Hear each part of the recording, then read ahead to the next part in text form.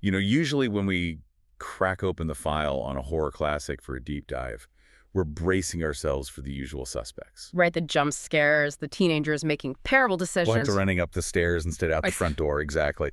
Or, maybe a guy in a hockey mask. Yeah, the standard tropes. But the film we are looking at today, it doesn't really fit in those boxes at all. In fact, calling it a horror movie almost feels like a disservice, even though it is absolutely terrifying. I agree completely. I mean, if you go into Nicolas Roeg's 1973 film Don't Look Now expecting a standard creature feature or a slasher, you're going to be confused. Very confused. And honestly, probably quite depressed. But if you look at the comprehensive overview we have of the film's production, the plot, and the critical analysis, you realize it's actually a masterclass in film editing. It really is. It's a cinematic puzzle box. A puzzle box that somehow leaves every single viewer absolutely shaken. We are talking about the masterpiece, starring Donald Sutherland and Julie Christie. Which is now widely considered a masterpiece of British cinema, yeah. Right. It consistently tops those industry polls, yet it's incredibly divisive. So what's our mission today? Well, our mission is to figure out how Roeg did it, how did he use innovative editing, recurring visual motifs, and one of the most controversial sex scenes in history to build what they marketed at the time as a psychic thriller. That term, psychic thriller, is actually the perfect key to unlocking this, isn't it? It really is. Because the scary part isn't a monster under the bed, at least not until the very end. The scary part is inside the protagonist's head. It's a profound exploration of grief. Exactly. It's about how the human mind tries and ultimately fails to process trauma. It uses the language of film to trick the audience just as the protagonist is being tricked. And to understand that, we have to start right at the beginning, at the source material. It's based on a Daphne du Maurier short story, right? Yes, but Roeg took that text and turned it into something purely visual. So let's set the scene for anyone listening who hasn't seen it or maybe hasn't seen it in 20 years. We start in an English country house. Right. It's a Sunday afternoon, it's cozy, there's a fire crackling. Donald Sutherland, playing John Baxter, is looking at slides of an ancient church he's commissioned to restore in Venice. San Niccolo de Mendicoti. Right. And Julie Christie, playing his wife Laura, is reading nearby. It feels totally safe. It feels mundane, which is the trick. But outside, their children are playing near a pond. And specifically, their daughter, Christine, is wearing a bright red coat. And while John is inside, looking at these slides, something happens.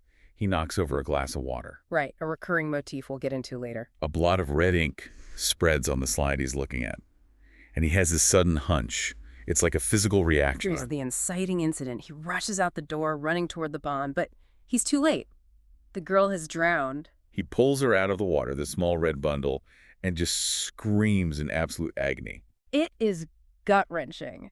And this is where we get the first piece of cinematic genius that critics always point to, the transition. Right, you have Laura, the mother, seeing her dead child, and she opens her mouth to scream. But we don't hear the scream. We get the oral match cut. Exactly. Just as the visual of her screaming registers, the sound cuts instantly and violently to the high-pitched screech of a mechanical drill. And visually, we smash cut from the green pond in England to a gray, dusty church in Venice. It's completely jarring. It physically hurts to listen to. It makes you want to cover your ears. That's the point. Roeg wants to bypass your logic and hit your nervous system.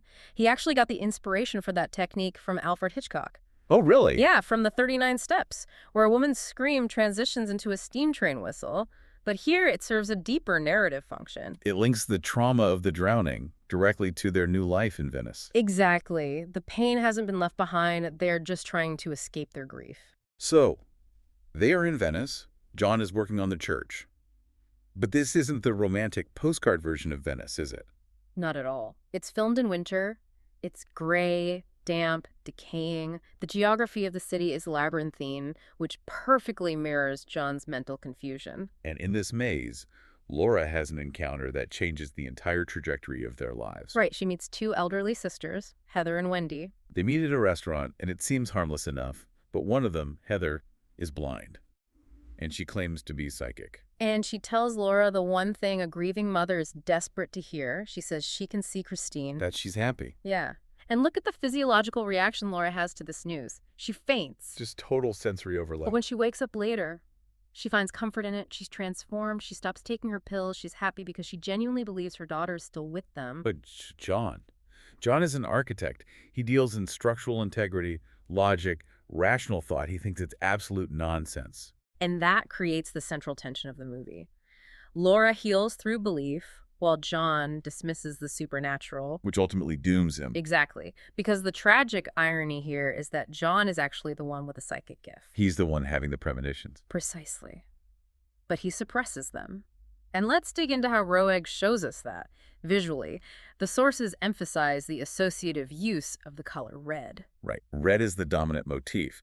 It links the dead daughter to this elusive figure John keeps seeing running around Venice. He keeps catching glimpses of a small figure in a red coat darting through the alleys. And his brain immediately associates that red coat with Christine. What's fascinating is that in the original Daphne du Maurier novella, Laura was the one wearing red. Oh, really? I didn't know that. Yeah, Roeg intentionally changed it so the color signifies the daughter and, by extension, death. And then there's the water. I mean, the whole movie feels damp.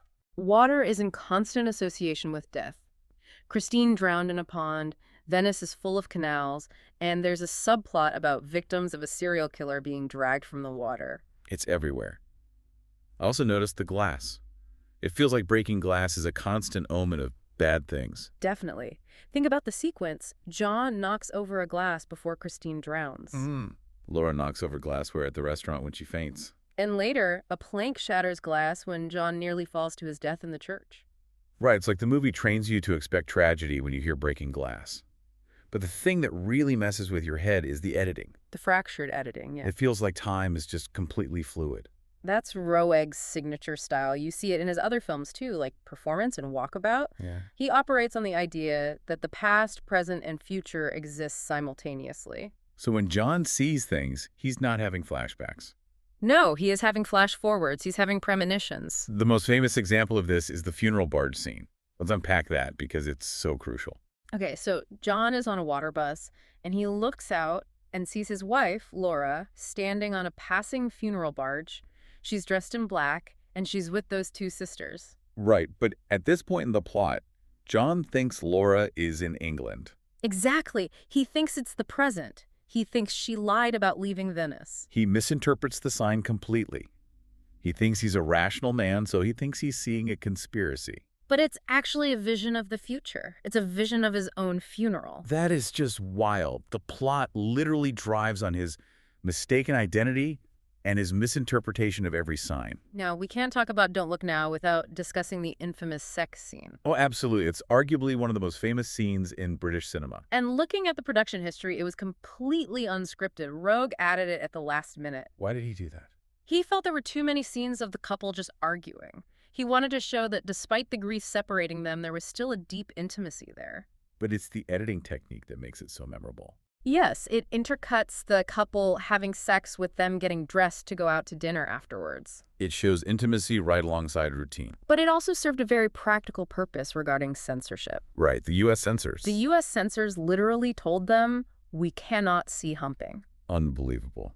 So Roeg used that fragmented editing to get around it. By constantly cutting away to them getting dressed, you never technically see the prohibited continuous motion. He outsmarted the censors with art.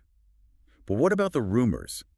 The urban legend that Sutherland and Christie had unsimulated sex on camera. That rumor has persisted for decades. Former Paramount executive Peter Bart actually claimed he was on set and saw it happen. And didn't Warren Beatty get involved? Yeah, Beatty was Christie's boyfriend at the time, and he reportedly flew to London to demand the scene be cut. So what's the truth? Donald Sutherland issued a firm statement calling the claims completely untrue. They maintain it was just excellent acting. Well, it certainly looks real. Just like the stunts. I was reading about that church scene where John dangles from the scaffolding. That was incredibly dangerous. Sutherland did the stunt himself. Wait, really? No stunt double? No double. And years later, the stunt coordinator, Vic Armstrong, told him that the Kirby wire they used wasn't actually designed for that kind of stress. You're kidding. If the rope had slipped, the wire could have snapped. That adds a whole new layer of terror to that scene. Speaking of adding terror, we have to mention the score by Pino Donaggio. Oh, yes, he was a popular singer, right. He wrote, "You don't have to say you love me." Exactly. A casting director actually discovered him on a vaporetto in Venice. And what's fascinating is that Donaggio couldn't play the piano very well. But Roeg loved that. He felt the unsure playing sounded like a little girl learning to play the piano. Which perfectly fits the theme of the dead daughter. It's so haunting. All right, we are heading into spoiler territory here. We need to talk about the climax and the twist. It's essential. So John is staying in Venice. He thinks Laura is in England. He sees the red-coated figure again and decides to pursue it. Because he thinks it's a lost child. He corners the figure in a deserted palazzo. The figure turns around, and It's not a child. it is a hideous female dwarf, the serial killer we've been hearing about the whole time. She pulls out a meat cleaver and slashes his throat.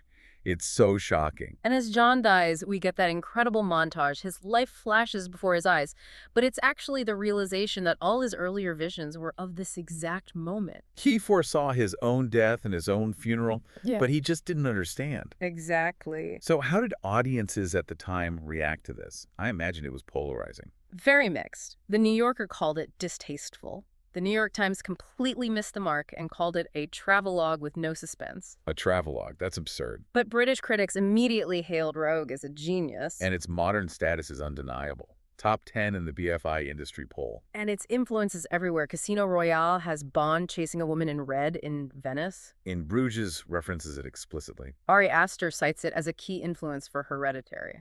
And ironically, Kiefer Sutherland, Donald's son, stars in Flatliners, where he's terrorized by a child in a red coat. Not to mention the music industry, Big Audio Dynamite references the film in their song EMC2. So, bringing it all together, for you listening, why does this movie stick with us? What is the real takeaway here? It suggests that the world is full of signs we are just too rational to see. It's a horror movie, but the monster isn't the killer. The monster is grief. It's the inability to let go. And the film operates as a self-fulfilling prophecy. If John had just believed the psychic warning to leave Venice, he would have lived. His skepticism was the very thing that killed him. Absolutely. But thinking about that rationality, it leaves you with a provocative question to explore on your own. What if John's skepticism wasn't just a flaw, but a psychological defense mechanism we all use? How do you mean? Well, we pride ourselves on being logical, but maybe our heavy reliance on rationality is just a way to avoid processing our own deep-seated traumas. We look away from the truth because looking directly at it, looking right at the grief, is what truly destroys us. That's a powerful way to look at it. It really makes you question your own blind spots. Well, that's all for today's deep dive. Thanks for exploring the canals with us, and we'll catch you next time.